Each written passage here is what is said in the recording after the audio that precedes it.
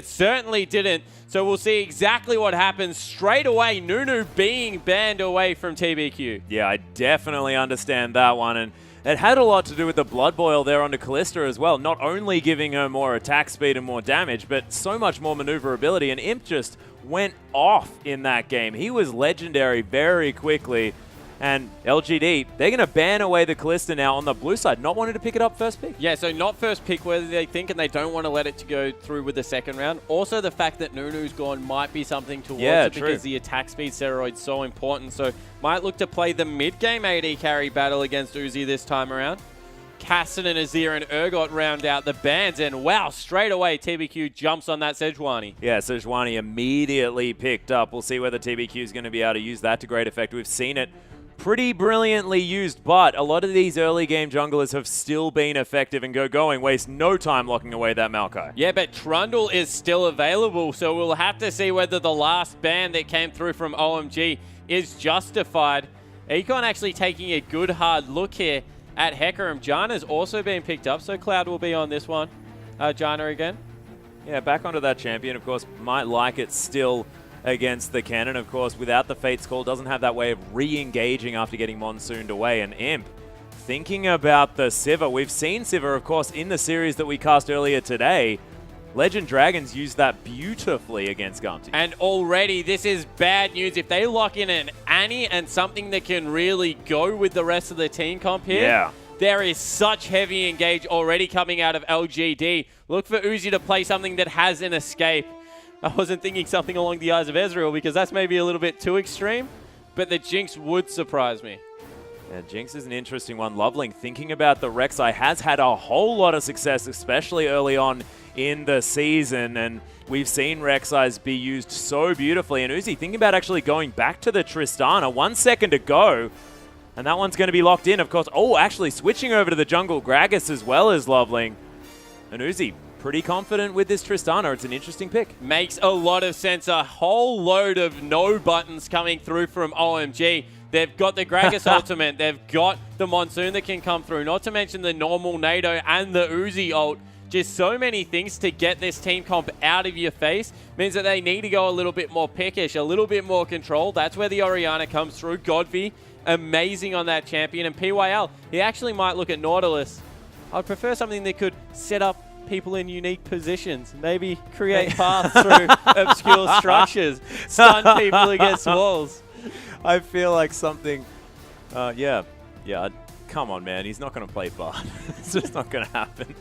But I want him to so bad. So do I. I really want to go on this magical journey with you, I promise. I promise. OMG looking to round out their lineup now with their mid laner, Cool, thinking about a Cassiopeia.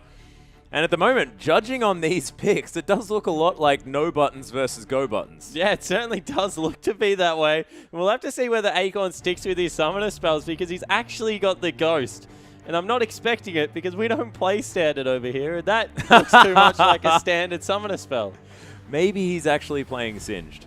Maybe it's a placeholder. Who knows? But that is very, very interesting. Wanting to make sure that he can definitely get in on top of Uzi. And maybe that's his response. He's like, okay, you've got Buster Shot, Rocket Jump. It's okay. I'll run really, really fast. Yeah, I'm going to get back there with the Ghost. And, you know, with some distortion boots, he's going to be able to get around the map really quickly. Yeah, true. Also has his teleport available more often than going.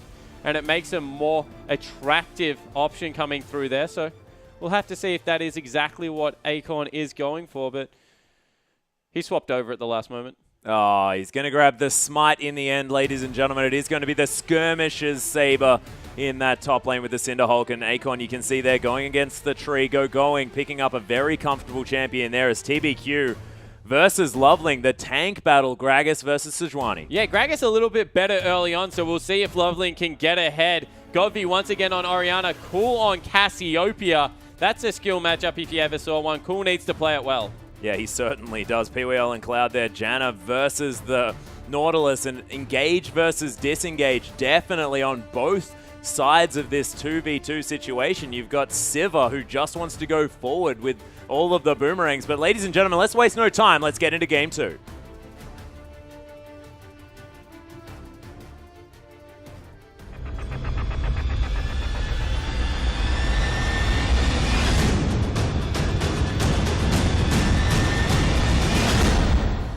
And And here we are, ladies and gentlemen, on to the Rift for OMG, taking on LGD Game 2. LGD taking first game with reckless abandon into the last few minutes. Of course, it was ridiculously well played from them. We'll see whether OMG can bounce back effectively, and it is going to be the Sivir versus Tristana this time around. Yeah, good ward coming through from Acorn there. We'll spot the invade coming through. I'm glad you kept talking because I was going to ask what taking a game with reckless abandon actually meant. I meant that they did it very quickly. They did do it relatively quickly, and they did it in pretty emphatic fashion in the end. They had all of the dragons. They had a Baron. They did. Only 4 turrets went down. They took OMG. those dragons and Barons with reckless abandon. Oh. That's what I was going for. I'm not entirely sure whether it worked, as OMG do manage to get some deep wards down. I don't know. I'll let others give feedback on that one as we see very deep wards coming through. And a sapling for good measure from Going. Now he's trying to scout out the rest of his jungle. The response is the invade in the bottom lane. Not as many deep wards coming through this time for LGD, but they might be looking to catch someone out. They've looped around the backside. Nope, they're just going to go home. Yeah, it is a cute little ward here in the lane, though, spotting out to see whether anyone's coming through. They're not between the inhibitor and inner turrets this time around, just trying to try something else. Yeah, Wolfcamp not warded there, so they're going to be able to get Acorn a good start, as well as start the Sejuani on the bottom side of the jungle. So pretty much perfect start coming out here for LGD. OMG, they're electing into the 2v2 lane. They did see Acorn go past there as Godvi. This is going to be a tricky lane for the first maybe 5-6 levels. After that, should be able to equalize fairly well. Yeah, we'll see how he goes. Of course, there have been a lot of these sort of control mages, these farm lanes in the mid lane. Cassiopeia definitely able to take some control there, but we've seen her used today already. Not to such great effect as POL looking to head forward, pick up a stun here onto Cloud or Uzi. Make his presence more health he has. It's ridiculous. Than Cloud. Hasn't even popped the Titan's Wrath yet as well, which, as far as effective health goes, it's going to definitely help out. Of course, Cloud does have Eye of the Storm as Imp with that Ricochet, able to get that reset, but Explosive Shot is going to help Uzi out in these trades. Yeah, certainly is. And you see Godby, he gets tagged by the poison there. Cool, not wanting to go aggressive. But cool, wow, he tags him again. That does wonders for your mind game early on, Atlas. And Acorn, he took a first camp and didn't even bother to teleport back. Just walked into the lane, not respecting Maokai's level 1 punches at all. Which is ridiculous, Spawn. Of course, you've told us all about how powerful his level 1 punches are, as we just see him do so towards the minions. And Acorn's taking a lot of damage. He's just trying to shove the wave in, get back, get a quick shop in, actually make use of the early gold instead of just throwing it towards pots. But he might be made pay here. Oh, devastating charge. That glove, Atlas, it does work early on. Oh, yeah. I think it's partly to do with that skin as well. Pretty powerful. Command Protect going to help against some of the poison damage here as Godby just weathers the storm of this early phase. But he's already half CS of what Cool is, and Cool really is doing well, pushing him in, and this is a lot less control than we're used to seeing out of Godby. The return to lane for Acorn, he's able to pick himself up a Ruby Crystal only, has to burn that teleport. So we'll see how that one works out, because honestly, Going, much better start to this game, 20 CS. Yeah, not too bad at all, and things actually going almost the opposite here as far as OMG's game plan. We expected this moving forward. Of course, LGD versus OMG was always going to be a massive one. It was surprising to see LGD with such a dominating Game 1 performance, but I wouldn't be surprised if OMG had some more tricks up their sleeve, and it looks like these 2v2 lanes seems to be where OMG able to feel a little bit more comfortable, sort of the 1v1, 2v2, everything sort of working normally on the Rift. Yeah, it certainly is, and they're very strong laners, so not surprising to see this is where they are doing well. Uzi, as well as Going, have always, I guess, kind of prided themselves on their ability to bully lane, so we'll see if that does work out. Imp and PYL, they're getting a little bit bullied at the moment. They're falling behind in CS, trying to push out with this Sivir, not really working to their favor. Mid lane has equalized somewhat with Godby being able to catch up with some CS. Orianna's just such a proficient laner in so many situations as, wow, Uzi gets aggressed on. Yeah, there's in fact the Riptide as well there by POL, but he takes a lot of damage for it. Imp running out of mana, probably wants to spell shield something. Cloud could just quickly throw out a Howling Gale. That'd help Imp out quite a lot. And they're just repetitively trying to push this lane in. The thing is that Tristana, she actually pushes back very well as the hook goes wide. But Boomerang Blade is there, as Uzi is going to have to deal with this wave heading towards the turret. Actually going back for a quick back here is Imp. 39 CS to 39. Uzi able to pick some more up underneath that turret. You can see Cool's actually gone for Cleanse in the mid lane as well, as I check over to see what these champions have picked up as far as summoner spells. Godby with the Ghost. Yeah, it certainly has, because he needs to be able to... So, start with Cool's one. Yep. Sejuani, you take Cleanse in the mid lane. Done. Okay, fair enough. Move across to Godby's one. It's all about the persistent threat that can come through. We already mentioned the disengage, the repositioning ultimate, so there's no point being caught out of position as Orianna and not being able to get back in. We see Dade do this a lot on control mages. It's about being able to do consistent damage and be relevant at all stages of the team fight, and goes very versatile, can be used offensively and defensively as well. PYL, you're in a lot of trouble. Yeah, Command Protect is there. Godby not quite level 6, so not going to have any sort of kill pressure. He's with lucky that shockwave. Cool was nearly there, because otherwise they would have been kept spamming out with the Twin Fangs. That's the max coming through first. Depends who you watch play Cassiopeia. Some professional players still do prefer to go Poison.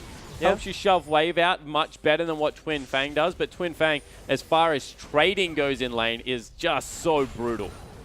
Yeah, and Essence of the Serpent, it is going to be the first upgrade coming through now for Cool, so able to get a little bit more back for every Twin Fang that he does throw out, and adds to the sustain here of the Cassiopeia. And Aspect of the Serpent coming through with the upgrade there at about 6.5 minutes. That's a pretty good clip. Yeah, it certainly is. Able to get in there. He's been using it a lot to CS. He's been using the Poison mainly as a zoning tool. Not much point getting extremely aggressive in the bottom lane. As PYL, he's trying to catch Cloud out. Yeah, Eye of the Storm here onto Uzi, though, staying very, very healthy. Imp getting pressured by this Tristana, who's being a complete menace. Uzi known for his lane pressure, and it's being demonstrated right now. Playing so aggressively. There's the exhaust, the heal coming through from Imp. Uzi going so aggressive as the Ignite goes down.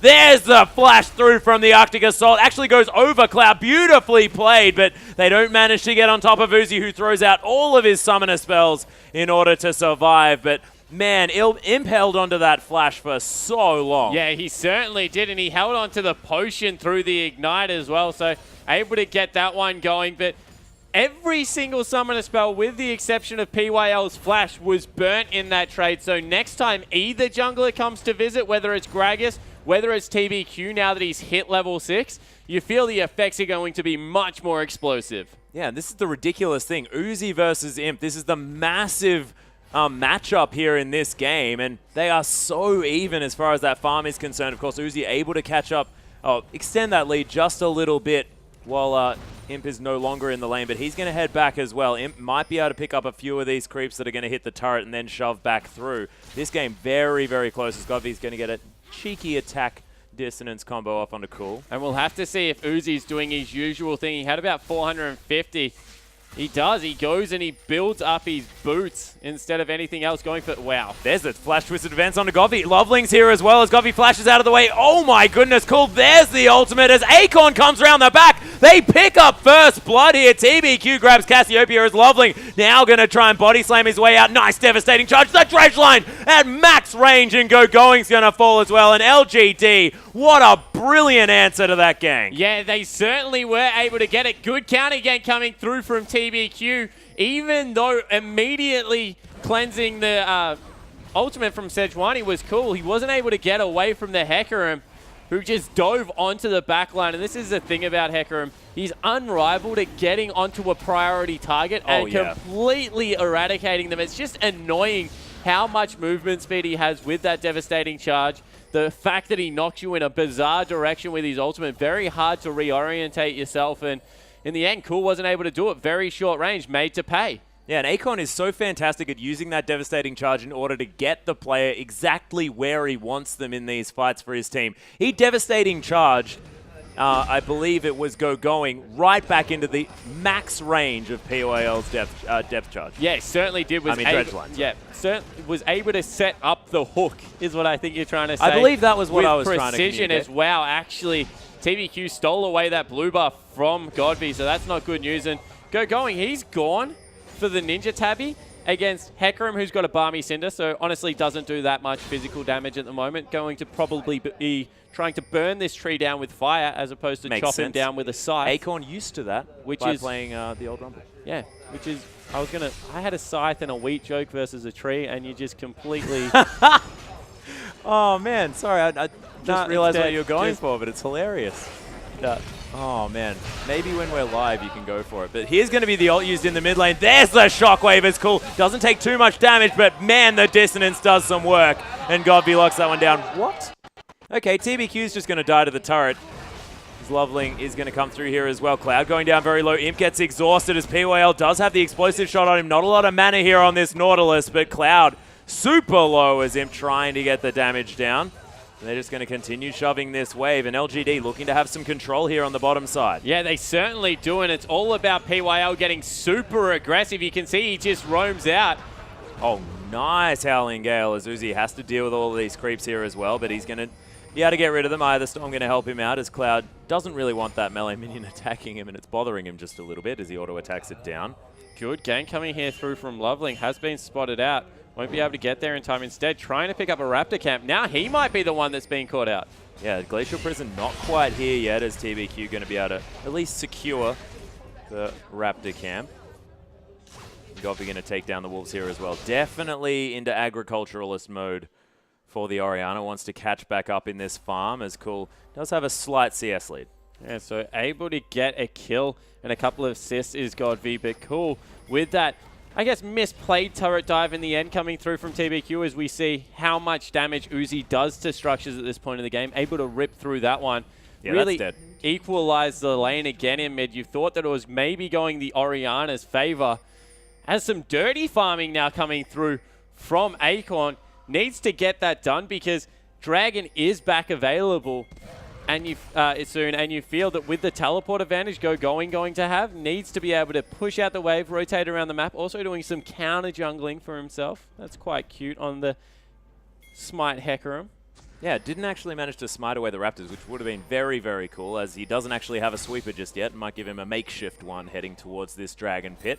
Not going to be the case as PWL is going to take down that pink ward there as LGD looking to go aggressive. Actually, Acorn back here in this top side of the map, putting some pressure on Go Going. Challenge was thrown down. Go Going walks away. Yeah. Gauntlet thrown. Oh, you don't throw a gauntlet at Maokai. You might get hit by that massive keeper glove. Actually, that's going to be the smite used onto PYL hat down here in the bottom lane, but explosive shot not exactly going to threaten death. They also used the Gragas barrel to stun him into the wall. Saw TBQ there and then wanted absolutely nothing to do with that fight. You throw in the... Everyone thinks Nautilus, okay, this is a huge amount of CC. What people forget is Sejuani rivals him in the amount of CC that she brings in the kit with the ultimate, with the charge, not to mention the permafrost coming through. That is such a huge slow. You don't really go very far if you have a Sejuani and a Nautilus on your tail. You most certainly don't. I actually like Sejuani with a frozen mallet spawn because you have even more slows. Oh, you should throw a Rylai's Crystal Scepter in there as well. Imagine the double duty. Do they stack spawn? I have no idea because no one in their right mind builds them together. I don't know what you're talking about. You'd be a better person to tell me. Do they stack? I don't actually know. I don't believe so. I think I actually wanted to build that on Sejuani when she first came out. Oh, was that the pick away? Yeah, it certainly was. Yeah, Loveling got it. Nicely done. Nicely done. Dragon up in another minute 20. The real victory is getting it off cool, though. It doesn't really matter if Loveling has it. Cassiopeia, so mana-intensive at this point of the game. Not to mention cooldown gators, the ultimate whiff. Oh, whiffed by TBQ. Lands the Arctic Assault, though, and flashes in to the most beautiful shockwave I've ever seen predicted there by Godby. Maybe not that big, but it was fantastic. Yeah, and the dive coming through from Imp and PYL. Yeah, there's a depth charge as well as Uzi just gets slaughtered. Acorn finds his way into the backline. Go Going answers the teleport as well. Imp tries to get down the turret, now wants to kill the tree. TBQ coming through, sort of saying, I sort of should have my ultimate off cooldown, but he doesn't quite yet as Go Going going to flash out of the way. TBQ doesn't have Arctic Assault, and Cloud going on a wild goose chase. He's heading the wrong direction. Someone let him know exactly what's going on as Loveling. He's going to find Godby there in the mid, but doesn't want to go toe-to-toe. And Cloud, he's got a pink ward, so knows that he's at least not spotted. The home guard Hecarim, he's going to grab him. Yep, he's got him. There it is. The Rampage going to come through there as well. The jewel of the century. He's just going to burn him down. Oh, no. That's insult to injury. Not very nice. If we were going to get the weather there, it was going to be pretty hot. That was awful. That was a new low. I think we've hit a new low, ladies and gentlemen. Cool. I like how you say we. I didn't have anything to do with that. Oh, no. You. Yeah, okay, that's a good point. I like to use the collective. As we see, maybe this time TVQ can give the blue buff over to Godby. He's just got the heck out of dodge. Godby's like, do not go near my blue buff. I'd be scared. Godby/Whalers, pretty scary guy. I've seen what he can do on talent. As Cool gets the double proc there with the sweeper. Nicely done. Oh, can he pick it up? He can. Yeah, that's the cheeky extra auto attack from Cloud. 60 gold. That is value for money. Yeah, beautifully played. Uzi clearing out some minion waves here on the top side of the map. And Loveling hanging out here in the river. Godby just going to continue clearing as well. So 6-1 is the score here in favor of LGD. They have about a 3,000, 4,000 gold lead. Yeah, and they've given up control of the Dragon area again. They've brought 3 people up into this top lane. They're going for a gank on Acorn, who is getting very scary at 2-0-0. But he's just galloped away. They're going to be able to pick up the second Dragon for themselves. And now they have positioning around the mid lane as well, Atlas. In response, OMG will be able to grab the turret. I like doing this when you're behind because it's a gold objective for a non-gold objective. Yeah. Second Dragon really doesn't give you that much as opposed to a turret that's a gold, but there's just so much dive. Yeah, beautiful Petrifying Gaze to come through here as well, but the Glacial Prison didn't find its mark. Cool's still going to die, though, as that Dissonance doing so much work. Shockwave undergo going. Looked like a little bit of a disengage maneuver as Command Protect comes through. The bottom lane has found their way here from OMG. As Acorn makes his way down the backside, but Cool, he's just getting picked off over and over again, despite having some decent ultimates under turrets. Yeah, he certainly isn't. It's just because there's so many threats. He has to decide, does he hit the damage threat? Does he hit TBQ, who can just dive him, and with the red buff, does a lot of damage himself at this point of the game? Heck, even Nautilus, he just CCs him for that long that everyone gets out of the ultimate and then just walks towards Cool as well. He has no good options right now. That's why Cassiopeia, whilst being a power pick, is still extremely risky. The range can just come back and bite you sometimes. OMG, though, they've done a very good job of rotating around this map, getting damage down onto the turrets. Imp taking actually a lot of damage there as well as PYL looking for Cloud. He's looking for something. Mobility boots allowing this Nautilus to move pretty quickly across the map. Godby going for his sort of standard build here. Picking up the Haunting Guise is his next item. A lot of early damage, but going towards that Liandry's Torment. Has Loveling, who's going to be stacking a whole lot of health. Not to mention going as well. I like the pick. Yeah, certainly do. And the other thing is that they've both committed to kind of armor pickups right now as well, just because Hecarim, very scary. Siva, very scary. And that means that the sooner that Liandry's comes through, with the flat penetration and the ability to be able to shred through the HP, it's just very useful. Yeah, brilliantly done. Cool hanging around here in the jungle, though, as 7-1, now the kill. So nothing to really write home about. Of course, 5,000 gold, it is repairable here by OMG. They have a fantastic late-game comp still, but the fight going on. PYL does get a little bit caught out here as Loveling taking damage on the backside. PYL is just in the wrong place at the wrong time. Riptide going to do some work, but he's most definitely going to die as OMG get the pick in the jungle. The rest of LGD wanted nothing to do with that. Yeah, they certainly didn't. PYL was just caught out overextending, and in the end, it really cost him coming through there. They'll go back to some more standard farming off the back of it, but a kill picked up nonetheless, going across to OMG, who really needed it that phase. Yeah, most definitely did. Uzi going to continue farming in this mid lane as Acorn. He's in the top as Cool might actually be able to finally pick up a blue buff, which is a huge deal. Loveling's got to be very careful not to burn that one down with the Cinder Hole because it's actually trying to reset as best it can. Doesn't look like it's resetting because Cassiopeia does so much damage. Yeah, certainly does, and they're able to keep their pink water light as once again Acorn on Hecarim doing his best singed impression between turrets 2 and 3. Yep. Might have actually caught out Cloud. He needs to be so careful.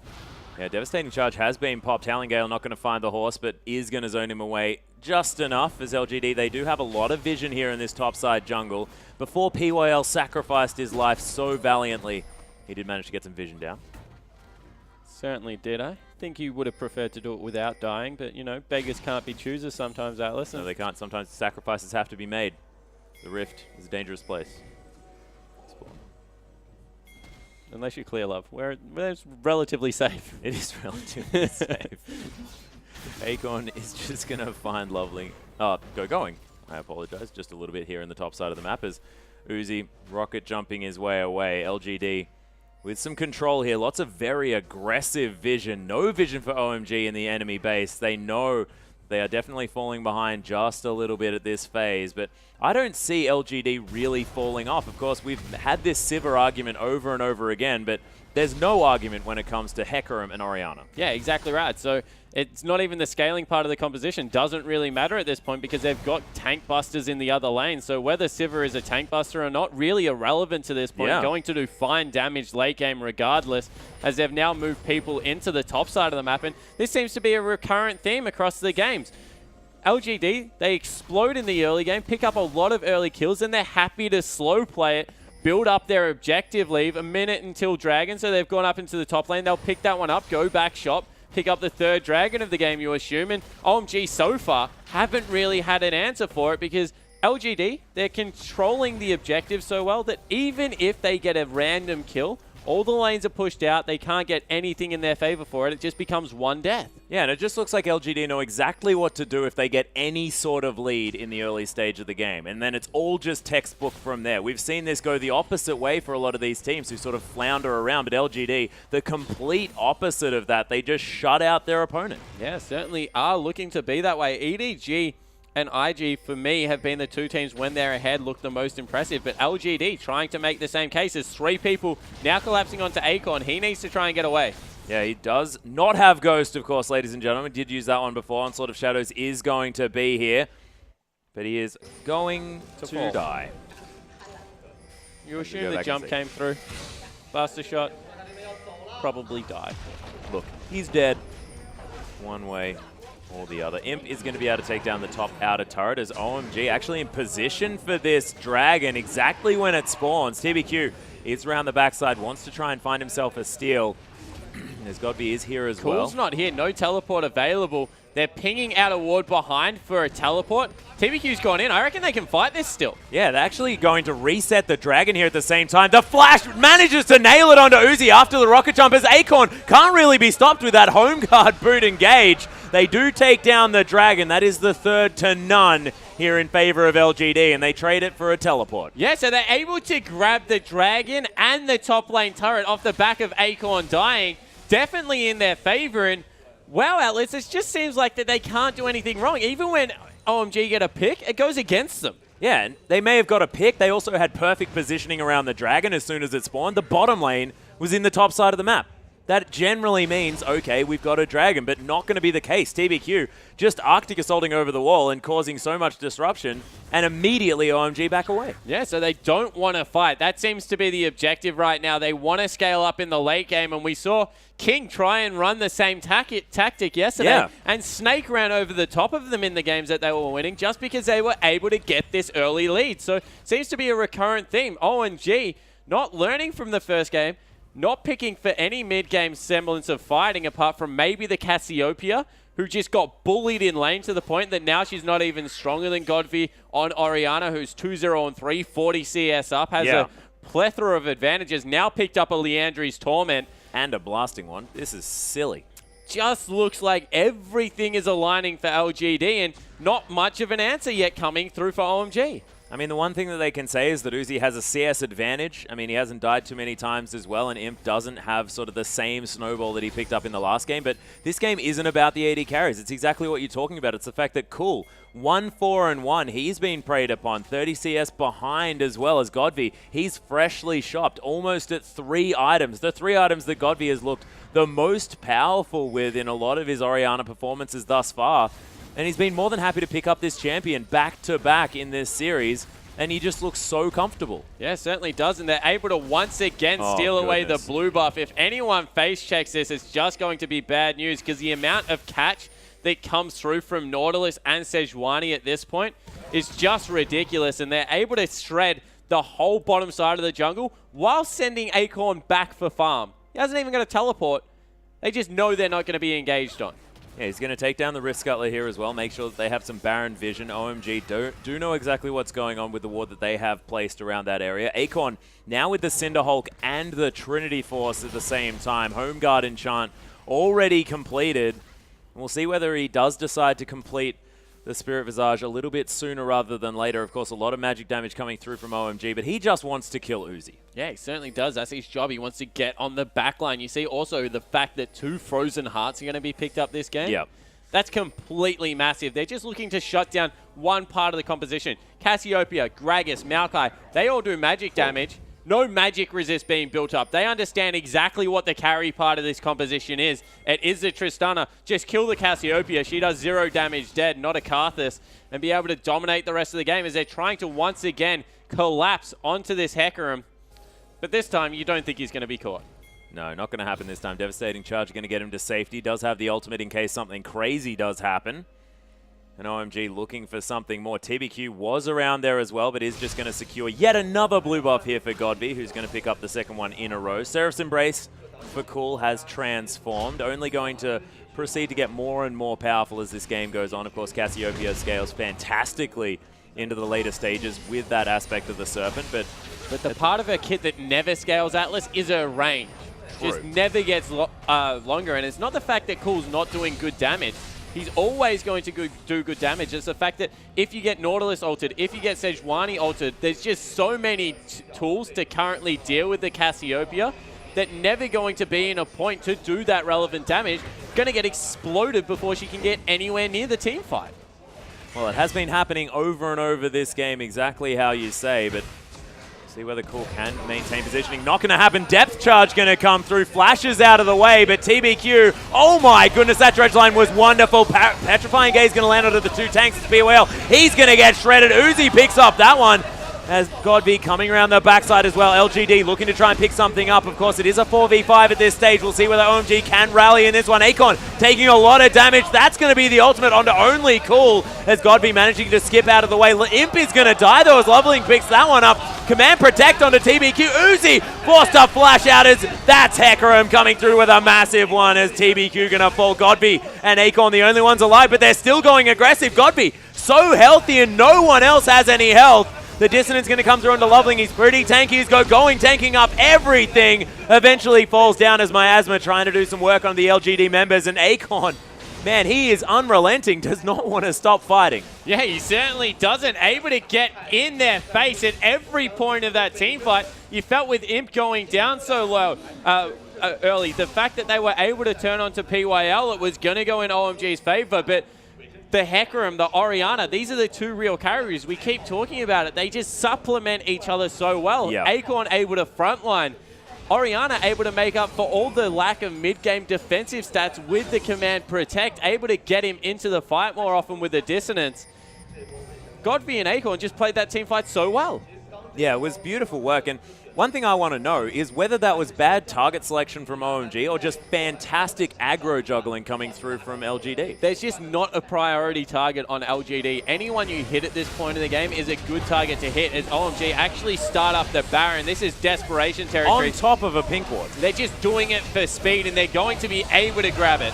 My goodness, Acorn coming through. Look at the shockwave as well. There comes the Glacial Prison, and Uzi super low in the backline of this fight. TBQ flashes on top of him. Permafrost picks up the kill as Cloud's going to get Depth Charge just to make sure that that one dies as well. That's a 3 for Baron, and no one dead on LGD. They might be able to push through and get some big turrets this time. Yeah, it looks like they're trying to go for that. There's also a Dragon available if they want to turn around and take a 4th, and that was definitely not worth it for OMG. They might actually even lose the first structure of their base. No, LGD, they're just going to slow play it as they have all series. Take the relevant objectives on the map, push in bottom, take away Dragon, and this Hecarim Orianna combo, we're going to see it again, is just so devastating. Able to get on the back line and completely shut out Uzi and Cool. Yeah, and Cool had no mana. He was throwing Twin Fangs over and over at the Baron and now just has to escape here as TBQ flashed on top of Uzi. Yeah, so in the end, TBQ, he came up huge with the double kill. PYL lets out a huge scream after that fight. But it's just all about that's such a cool combo to watch. You can start the shockwave halfway through the Hecarim ultimate. It doesn't finish until it goes off. And I believe it actually pulled Cloud in as well when it looked like it probably shouldn't have when it first started up. But we'll see what does happen. Yeah, new feature.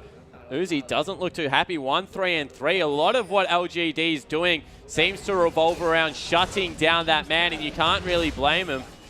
10 CS down, has got going with the 3 major items that you want on any AD carry, but it's just unrelenting coming through for LGD. They're going to look to time up. Yeah, Uzi's going to get tied up yet again. That's going to be a, oh my goodness, hula hoop there for Uzi, but oh my gosh, Cloud just gets destroyed. Uses the Monsoon in order to get out as LGD trying to re-engage this one. TBQ too low, has to get out of here as Akon trying to be a nuisance. Miasma going to slow him down. Uzi has to deal with this ball, doing so much work as Godvi just in the backline, completely healthy, going. Not quite the tank he wants to be, and Imp going to be able to pick that one up. Uzi manages to survive. Godvi not going to see him with that ward, and LGD, they're going to be able to take down this inhibitor turret. That was Imp flashing aggressively forward and hoping he got the crit on Uzi to take him out of the team fight, but wow, in the end, nothing can go in OMG's favor. That was a missed Orianna ult, pretty much a cleanse straight away Sejuani ult. 2 of the most important ults on the team, you would have to say, and they still can't win the team fight. Yeah, and they're winning a consistent damage fight against a Cassiopeia as well, which is just absolutely ridiculous. Cloud did all that he possibly could to try and get the disengage happening, but didn't quite work out as Akon, he's just going to continue split pushing, and look at how quickly he does it. Yeah, he's an absolute beast at this point in the game. He's 100 CS up Atlas. Hecarim has well and truly arrived onto the current meta scene, and you just see how well he deals with any carry. He is a legitimate anti-carry threat in the top lane with that challenging smite, because he dives on top of you with the healing he gets.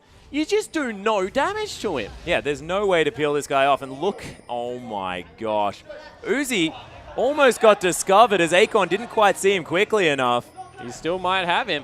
Oh, it doesn't have the home guard just yet. Devastating charge probably going to be there, but there's the buster shot. Akon is going to have to back away. But he's got those major items. He's got the upgraded Cinderhulk in there. He's got the cooldown reduction in his build now from his Spirit Visage as well as the Frozen Heart. He's got the Trinity Force. Pretty much an end game build at 32 minutes. Only 1 slot to go. And honestly, that's not even really an important slot on Hecarim. You see it go from anything to something crazy like Guardian Angel, Thornmail, something GA, like that. Thornmail. You can even go with Zephyr. like Last Whisper, Zephyr, something along those lines. I like Last Whisper. Just because you get so much armor passively throughout the game, you're already really tanky. It just allows you to assassinate a backline member. Yeah. I like it. Definitely like it. We'll see what's going to be picked up. It won't be that. No, it won't. It's not going to be the Flask either, though, and we'll see what decision he does make. Game could be over in a couple of minutes. You can't tell him what to build. I'm not trying to. Not trying to. Fourth Dragon was, of course, picked up here by LGD. Desperation stuff coming out of OMG here. They're just trying to stack in brushes. That's when you know the game definitely not going their favor. Mid lane has super creeps pushing in. Uzi's backed away to deal with that. And all of a sudden, the go button can be hit from a very long way away. They're pushing in a wave in the bottom lane. And Uzi, he's not going to be able to join in time if they do go. Yeah, and this turret is most definitely dead. Imp gets the last auto attack down there as well. And one thing Dragon, minute 50 away. And that may just be the final nail in the coffin here for OMG. They are down by 12,000 gold. It's very reminiscent of the last game, LGD, with what looks like yet another shutout. They're just doing it differently this time. Yeah, they certainly are. And they might have spotted out a very greedy Uzi, although wards everywhere. Raptor Sense on Acorn. He's not the jungler. He's the top lane. Just has a smite, so he still gets that one. Bit confusing. And Uzi, he's trying to absorb the farm for the team. This is desperation OMG mode where they're just rotating Uzi into the free lanes to get the farm. But unfortunately, you just feel that even if he gets to the 6 item mark, they have the tools to deal with it. Yeah, well, Acorn's been demonstrating over and over again that he doesn't die in team fights, and he's able to get exactly where he wants to just because he's so incredibly fast and so difficult to deal with. Yeah, exactly right. He doesn't have the teleport available yet, has gone that home guard enchant. Have to see how he rotates around here. They're able to steal away another blue buff. I believe Cool's only had one for the entirety of this 35-minute game. Yep. He's been once again completely picked on in this one as they stop Acorn's back. Probably don't want to prod him too much, going. Yeah, he is going to run very fast away from that sapling, though. Apparently, horses don't really like little trees because he looked very frightened. But going able to continue this split push here as well. Loveling is playing defense around here. You can see so many offensive wards here by LGD, just lining the edge of OMG's base, looking for their way in. We'll see whether they do put pressure on the top or the bottom lane, but OMG looks like they've managed to get the minion wave pushing in the bottom. Yeah, they're not pushing out at all though, Atlas, and it's 10 seconds until the 5th dragon. They're deciding not to fight, and sometimes not fighting over objectives like this just mean that you don't have a window back in the game. It's a horrible fight to take. I'm not going to say that they have any chance of winning it, but winning a team fight around Dragon as opposed to being dove by a 5-dragon lineup like Dragon and Baron. LGD have put together, honestly, I would probably rather just go down swinging at Dragon. Yeah, that's exactly right. I like to call it the snake approach. Just fight all the time. See whether people can just die. As Loveling is actually going to face check this bush. Immediately uses the flash and the ultimate and the body slam to get him out of there. That is a very frightened Gragas. And 5th dragon, that makes absolute sense as this Baron is just getting torn to shreds. Liliandry's Torment helping out there, but you have to think that it's just the dragon. It's just doing ridiculous stuff as Imp's able to lock that one down and going. They're clearing out this mid wave. OMG thinking, yes, we've got our inhibitor back, but man, there are so many buffs rotating around LGD. They're looking just to finish this game. Yeah, and they might just be thinking about next game, trying to prolong this one for as much as possible, get some talks in, although Loveling looks completely silent. As they push into the base, there is no way OMG can fight against this lineup now. They're just 5-dragon. They've got the Baron. Top lane's already prepped. They're going to be able to exit the base. They're just sending their Hecarim and bottom lane to go grab that. Probably a little bit premature. He's only just got his teleport back available now. And oh my God. That was ridiculous. There's a 3-man ult coming through from TBQ as well as Loveling's getting taken down low. As Uzi, he's going to be the focus here as Acorn just running really fast looking for something. But it doesn't matter. Everyone's just dying in this fight. The inhibitor, it's going to fall down in the top lane. 16-6 now with the kills as Acorn just ults for fun. These Nexus turrets going to fall in LGD with back-to-back shutout performances. Yeah, and once again, it was in very emphatic fashion. Look at Godby. He's like, yeah, I got Orianna again. Yeah, just 100 to 0'd her. Yeah. Well and Cool played. looks like he's just been 100 to 0. Yeah, he's not a happy man right now. And why would he be? He's down 0-2, do or die time now for OMG. Yeah. This was the team that we touted, the all-Chinese lineup coming through. Pretty much the Chinese superstar team. Exactly. That you could put together at this point in time, and they're getting outclassed. And honestly, it's every single lane. Imp and PYL, Uzi probably got the better of them that time around. He did very well in the laning phase. He did. But what they're very good at doing is understanding, okay, we're not in a position to have to force now. Godby, as well as TBQ, were just doing work in the mid lane. Acorn was absolutely punishing the passive lane that came through from Hecarim. It's what we've always said, you can play anything against it. And then when it came to late game, even farm, with all the passive objective picked up from Siva, meant that even she was ahead. They just were able to run through everything. Yeah. And LGD, they just looked brilliant across the board, and they never made that over-aggressive play. You just didn't see a mistake coming through. You didn't see a way back in for OMG. But, ladies and gentlemen, it all may change in Game 3. Of course, the best-of-5 series may see OMG back into this one. We could have a long night coming through, but we're going to have a short break. We'll be back very, very soon.